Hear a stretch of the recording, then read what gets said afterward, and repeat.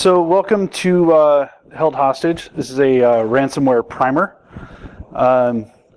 We're going to talk about a couple of things today. We're going to do an overview of what ransomware is, a background on ransomware, and then where we're seeing ransomware.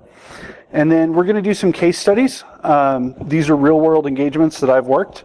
And we're going to talk about some common threads within those and some not so common threads. I am going to attempt to do a live demo of a BitPaymer infection. So we're going to play with some live malware.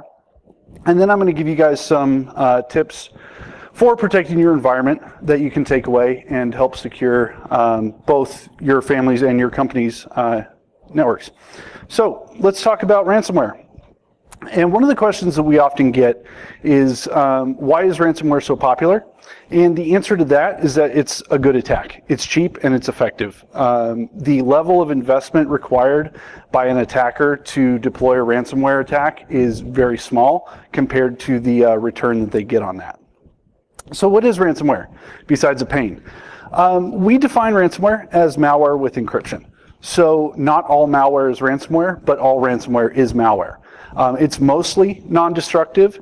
It started out non-destructive. We've seen it take some destructive trends in the past, but primarily it's non-destructive. It's virtually impossible to crack. Using RSA 2048 encryption, it would essentially take you until the heat death of the universe using the harness power of every computer on the face of the planet to crack one hash. So you're probably not going to get your data back. And then your ransom is paid in cryptocurrencies. So primarily we see that in Bitcoin. We haven't really seen step out into Ethereum or Litecoin or anything like that, but the ransom is primarily paid in cryptocurrencies. And so how did we get here? So way back in the dark ages, before most of us even used computers, 1989, we had a little piece of malware called PC Cyborg. And that was the very first piece of ransomware. And we'll talk about these more in depth here in a minute. But if you fast forward from 89 to 2005, you get to your first modern ransomware, which we know as GPCoder. And then in 2008, we had the scourge of fake AV, which 10 years later really has not gone away. You have your Locker variants in 2011, so Locker, WinLock, Reveton. In 2013, you get into your modern crypto ransomware. So that's CryptoLocker, Cryptowall, TeslaCrypt, Locky, all of these things. And then in 2017, we have everybody's favorite marketing headline in WannaCry, and then the not Petya or Petya attack, however you want to talk about that. But let's take a step back to the Jurassic Age of ransomware, and let's talk about PC Cyborg. And just as a note, I want to say this is literally the only image of PC Cyborg I could find on the internet. So it's fairly rare, and I couldn't find an installer for it anywhere. But it first appeared in 1989. And it was distributed on 5.25-inch floppy disks, if anybody in this room knows what those are. So we have one hand. But it replaced autoexec.bat on a system, and it was used to count the number of system boots. And so once we get to 90 boots, it encrypts the system and demands $189 in ransom. For 1989, that's a fairly steep figure. I haven't done the conversion to modern money for inflation, but it's fairly steep. And it relied on symmetric cryptography. So this is not something that had a call home feature or anything like that. It's literally very simplistic in that it counted the number of boots, and then once it's up to 90, it locks down the system. And then we start to see a change in this once we get into the future. Once we go to 2005, we start to see your first modern ransomware. So your things that have the help how to decrypt your files. And these maintain persistence via a run key, and then it deletes itself upon successful encryption. So after it encrypts the system, it then deletes itself, and you wouldn't be able to detect the installer. And again, we're seeing early variants here using symmetric key encryption. So if you had the wherewithal, you could have actually decrypted these on the local machine. We didn't get into asymmetric encryption yet. And we get into around 2008 what we call fake AV, which is not quite ransomware. It uses the same distribution methods in terms of social engineering, pandering to people's fear that they have something on their systems. Did not encrypt data, but what it did was really scare people into paying for it. So you would see one of these where it would find that you had 30,000 infected files on your system. And then it would ask you for just a measly $29.95, and we'll take care of all of that. When actually what it did would detect stuff like text files and call those infections. So it's really working off of fear, uncertainty, and doubt, or FUD, as we like to call it. In late 2012, early 2013, we start seeing the locker variants. These are WinLock, Reveton. Don't know if anybody here reads Russian, but primarily they come out of Russia. And as we can see here, we do have a lock screen. And what these were distributed via exploit kits. So they would lock the desktop, making the system inaccessible. And they were known to impersonate law enforcement. So if you ever had an instance where you had a customer or an employee that said, oh, I've got a pop-up screen that says I have child pornography on my system. And very obviously, you would hope that they're not pornographers, but we'll see. Things like Reveton would impersonate those and use that fear to get them to pay, the fear of having people know that you may or may not have done these things. And then what we get into in modern days are modern ransomwares. So Locky, Cryptowall, things like that. Modern ransomware uses RSA 2048 encryption and AES 256. That encryption is performed server-side. So that prevents local decryption, so it's asymmetric encryption. Those lock screens are written in every directory where encrypted files are present. And then the time of encryption can be determined from the write times on those help files. What we often find now is that the ransomware will actually replace or will not replace the write times on the files it encrypts. So it's better to use the write times of the files that it drops to determine a time of infection.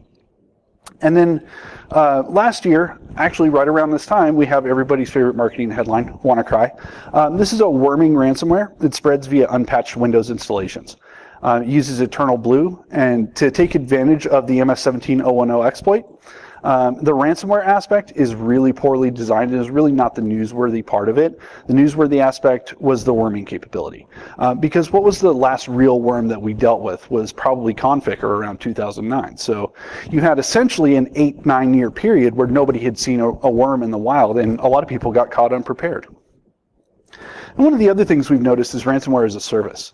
And what we have here is a screenshot of the GitHub page for Hidden Tier.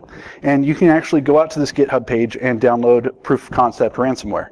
And essentially what this means is that a large number of cyber criminals really don't have to develop their own ransomware. They can go grab an installer off of GitHub, distribute it, and then make some money that way. It developed even further with the Satan ransomware, where the developers became shareholders. They said, we will help you develop this and distribute it. You give us a 30% cut. So it really reinforces that malware and adversarial attackers, while they can be political, they are also business oriented. So malware is a big business. If you have gray morals, you know, maybe you want to drive a Mercedes building ransomware. I don't recommend that, but. So how do these infections occur? We have primary methods of infection, and there are 3 of those. We have vulnerabilities, email, and unpatched software. With your vulnerabilities, your families of Cryptowall and TeslaCrypt really tended to use those. They would exploit the Angler exploit kit and the Nuclear exploit kit, which took advantage of Flash and Java. And then we also had WannaCry, obviously, that took advantage of Windows vulnerabilities.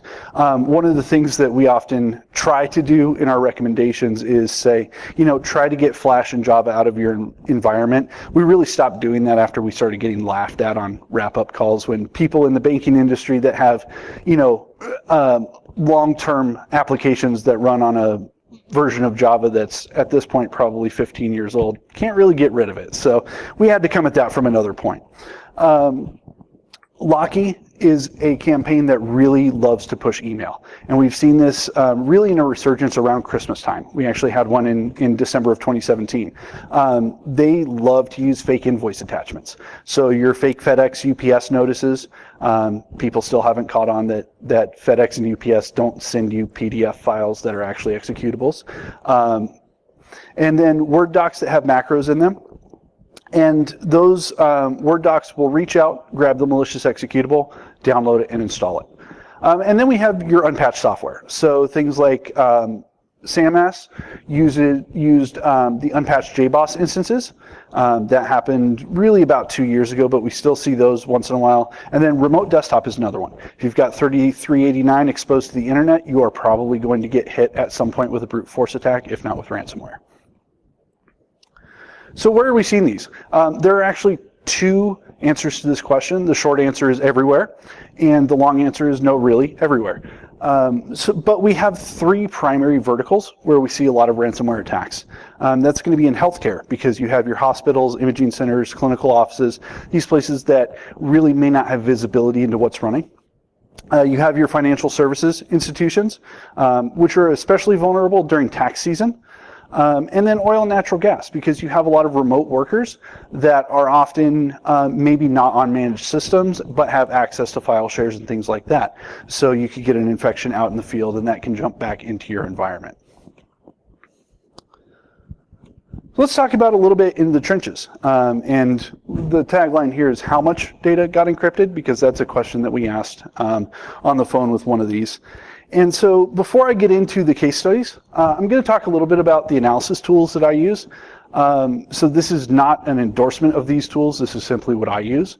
I am ENCE certified, so I primarily do a lot of my forensic work within Encase. We were using IEF. We've moved to Axiom from Magnet Forensics. Your standard Shellbags Explorer, Jump List Explorer, all the places where you would look for file traces. For memory analysis, we use Volatility and Redline. Depends on if you like command line interfaces or graphical interfaces. Cuckoo Sandbox is great for detonating samples in a safe environment. This is a GitHub link to the Cuckoo that Optiv uses internally. It is a breakoff of the actual main Cuckoo Sandbox, but it works pretty well. And then we have a list of just other tools. ANJP Triforce is fantastic for MFT analysis, so master file table. If you want to find out when something was written, the MFT doesn't lie. Event Log Explorer is great for looking at remote desktop connections. Just metadata is fantastic because you can throw all kinds of IPs at it. If you take a list of IPs, feed it to just metadata, it'll feed you back all the who is, the geolocation data, all that stuff. So it's great for building heat maps of where your attacks are coming from. ThreatCrowd is great for making pretty graphs for executives for reports. You can look at associations from MD5s as well as URLs, domains. And then all the Nearsoft tools, browsing history view, and when we get into network analysis, we like to look at Wireshark and things like that. So again, not an endorsement, these are just what I use. Maybe give you some ideas when you do your own investigations. Let's take a look at our first real-world example. This is going to be a healthcare environment. And while we're looking at these, I want you guys to kind of get an idea of these environments and look for some commonalities and maybe some things that aren't so common in these. We have a surgical provider here with multiple remote care centers. So there's no dedicated on-site IT staff. All of that IT work is done remotely or with temporary on-site visits. So essentially what happens is that when these sites don't have IT on staff, what they're looking for is when they get these infections, they have to report that. And then you have a delay time between the time the ticket goes in and the time that a tech is dispatched. But what we had here was a workstation infected with Cryptowall. And that infection occurred via an exploit kit delivered through a malicious ad on a gaming website. So somebody wasn't adhering to the acceptable use policy, decided to go play a couple of flash games. Unfortunately, they weren't using AppLocker internally, so any ad on that site could have been compromised. They came across a compromised one. And that ended up with the local workstations and the shared folders on the server getting encrypted. So let's talk a little bit about Cryptowall. This first appeared in early to mid 2014 as version 1, still present today as version 4. When CryptoLocker was taken down in 2013 as part of Operation Tovar, which was a multinational effort to take down the botnet behind CryptoLocker, Crypto Defense arose from the ashes of that environment. And then Cryptowall is an evolution of Crypto Defense. The current versions use RSA 2048 and AES 128 CBC to encrypt that data. Communications are routed via I2P and the Tor protocols. So if you're not sniffing secure traffic on your environment, you're probably not seeing C2 traffic from ransomware. So you probably want to take a look at 443 if you have the capability. So we have another healthcare example. And again, we have another imaging provider with multiple remote imaging centers. These guys have no dedicated on-site IT staff. All IT work was done remotely or with temporary on-site visits. We're starting to see a pattern here. The workstation was infected with the Locky ransomware, and this came in through email. So we had a Word document on a fake invoice. When the user opened that doc, it asked to enable macros. They enabled it. The macros connected out, downloaded the ransomware binary, game over. You had a locked workstation, and shared folders on the server got encrypted. So talking about Locky, this first appeared in early to mid 2016 as version 1 and is still present today as version 2 and version 3. There are multiple variants, including Thor and Osiris. So we have developers that are fans of mythology. And then the current versions use RSA 2048 and AES 128 ECB to encrypt that data. Again, all of that key generation is done server side. And then C2 communications use a hard-coded IP address. And then if that gets blocked, it uses domain generation algorithms to build out domains that it can contact. So if you're hard blocking its IP addresses, it can detect that and then build domains that it'll talk to outside of that.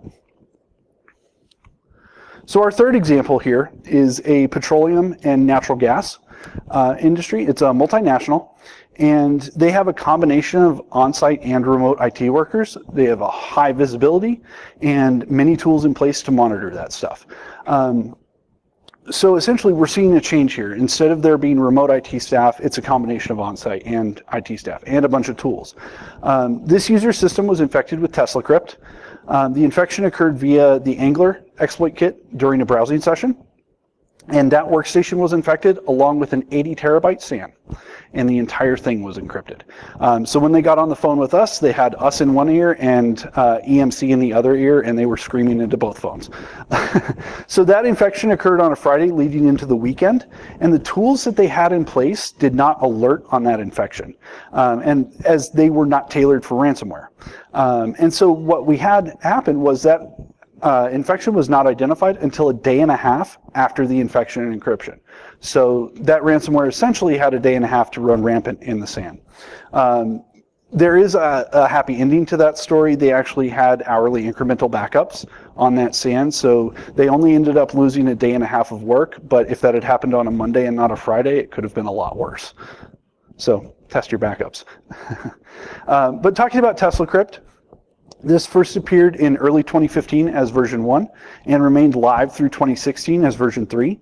It was delivered via the Angler exploit kit, and it uses RSA 4096 to encrypt data because twice as good is twice as better, and then Tor for C2 communications. So again, we're seeing the use of asymmetric encryption and secure traffic for C2 communications. The developers actually shut down the TeslaCrypt project and issued an apology around December of 2016. It was very kind of them. ESET thereafter released a decryption tool, so if you actually do have a system that was encrypted with TeslaCrypt and you want to get it decrypted, those keys are in the wild now, so you should be able to decrypt that. So let's take a look at some common threads. All of the tools that we had in place in these environments were reactive. IT personnel really had no clue something was wrong until it was too late. And by that, the encryptions weren't identified until users couldn't access their data. So essentially, somebody tried to access a shared CSV and they couldn't get to it. That encryption began at the perimeter, the workstation, and worked inwards towards the shares. So we're going to do a little test here, a little live demo of some ransomware, and hopefully this works. You always know how live demos go in conferences. But we're going to talk a little bit about BitPaymer. This is distributed via remote desktop, and this is a sample that I recovered from an engagement that I worked. So this is a live sample. It uses ADS to mask its running process. So when you actually run the malware, essentially what it does is it spawns an alternate data stream that doesn't share the process's name. So it's really hard to detect in memory if you're looking for specific process names. It hides in app data, and it uses an auto run key for persistence. So it is fairly straightforward, fairly simple. But let's make sure this works. So we'll come over to our VM here. All right, so I have Process Explorer running here, and we'll just move that over to the side. Just to give you an idea of what's running on here, We have a couple of files here. We have our standard end user license agreement for Process Explorer. Just have it here as an example. We have our friendly neighborhood Slowpoke and our friendly neighborhood Spider-Man. And I have these in here just as an example of files that, you know, maybe would be in a user's directory or something like that. And what I want to show with this is not specifically how to do an analysis or anything like that, but just how fast a system will get encrypted once ransomware is in an environment. So we're just going to take this binary and we're going to run it. We have the ADS stream pop up, and there you go. You now have an encrypted system. And so what we have here is this is our original JPEG for Slowpoke. And this is our README file. And so let's just pop this open in Notepad. Oh, our network's been penetrated. So everything within the host environment has been encrypted with a strong algorithm. And then here's your onion address and a nice Proton mail account for decrypting that. So essentially what happened in this environment was somebody penetrated the network via remote desktop. They gained access to domain administrator keys and then ran rampant. So they had domain administrator access, disabled the environment's antivirus protection, and then deployed this. Unfortunately, the end game for this was the customer had to entirely rebuild their environment because it was compromised from the top down. So that's just a simple example of how quickly ransomware can encrypt a system. And then as we see, it's no longer sitting in memory. So if you're not monitoring memory, if you're not doing process detection on endpoints, you're probably going to miss that spawn.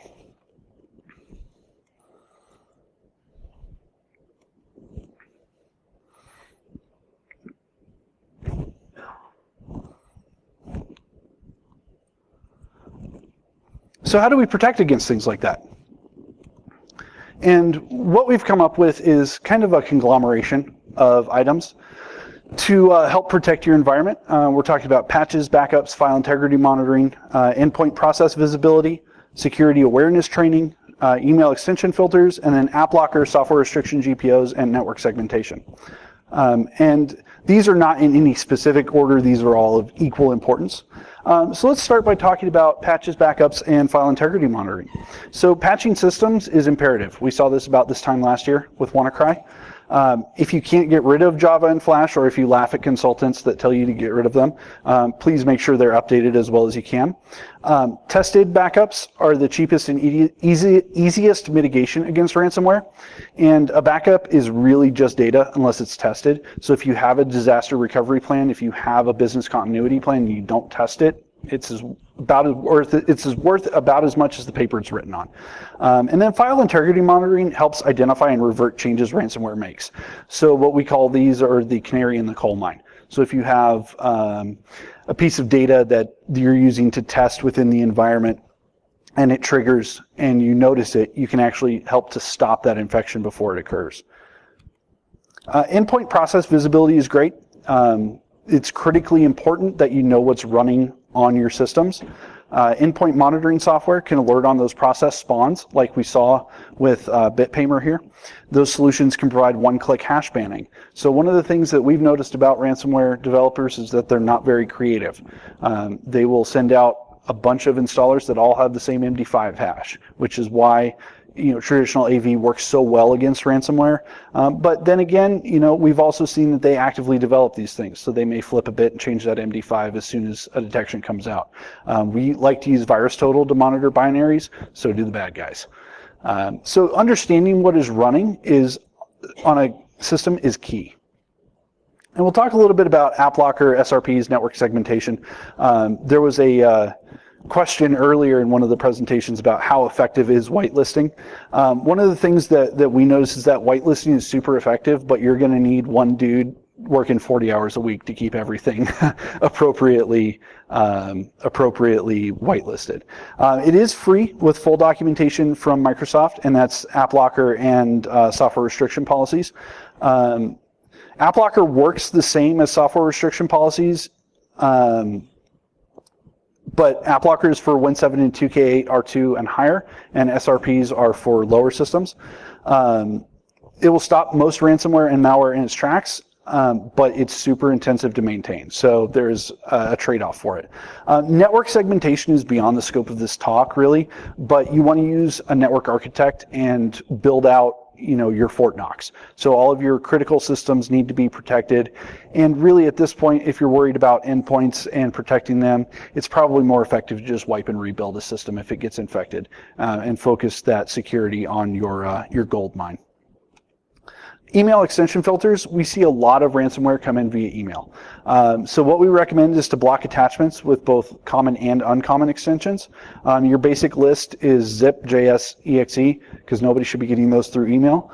If you're feeling saucy, you can block all the Office stuff, but that's probably not going to go over real well. In a perfect world, you would use a secure transfer solution. So where nobody gets attachments, you just go to a portal and download them. And your ransomware and malware campaigns use email attachments because it works. So they wouldn't use it if people didn't click on it. We'll talk a little bit about security awareness training. You want to train people to know if something looks suspicious. It's a learning experience, not a shaming experience. Please don't have the wall of sheep for people that have clicked on the phishing email. And even security folks get compromised, and we usually know what we're doing. But I can count on more than one hand the number of people on my team that have been caught up in phishing awareness exercises. So just remember, at the end of the day, good security hygiene starts with the basics. So what you really want to do is cover as much as you can with what you have. And if you want to reach out to me, my email is up there and my Twitter is up there. I'm not very funny, so if you follow people on Twitter for them to be funny, it's not me. I am a managing consultant with Optiv's enterprise incident management stuff, and I appreciate your time today.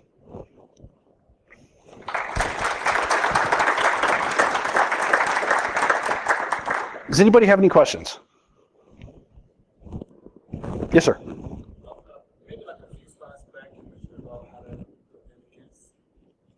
against so you said, I guess, have attachments go to a server. Yeah, so that was back on the email extension filters. Yeah, so the question, do you have a specific question, or do you just want to talk about that a little bit? Like how why is that better than, what makes that a good solution?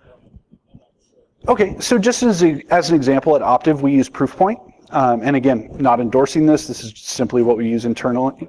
When we get attachments that can come in through Proofpoint, it's automatically virus scanned, it's automatically scanned for exploits, things like that. Then we have to physically go and download that and then run it, rather than it just being something where it comes in on an email and you can just click on it. Because as we saw earlier, I believe last year, there were exploits in the wild where you didn't even have to click on something in a document, you literally just moused over it.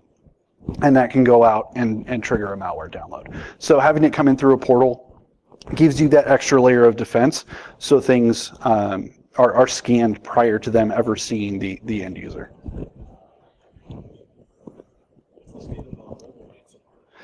Mobile ransomware, that's a fun one. I was waiting for that question. I was waiting for the question of, have you guys seen ransomware that likes to sleep before it encrypts? So mobile ransomware is interesting. We tend to see it not as much as your standard Windows ransomware, because when you're dealing with mobile devices, they're less pervasive than Windows in an office environment. There is some mobile ransomware out there. We don't often do much with it, so I couldn't really speak to that. But it's not as predominant as some of the other ransomware strains. So sorry, it's probably not the answer you were looking for, but yeah. It's not as predominant, and to speak to the ransomware that sleeps before it infects systems, it's out there, but we don't see it as much. Again, that gives the bad guys more time to get caught when you do something like that, because as soon as some of that stuff hits the web, it's already being uploaded by researchers, being torn apart, things like that. So yeah, it's not as predominant as some of the strains that I talked about here, but it is out there. Yeah. Yep. Any other questions? Thank you very much.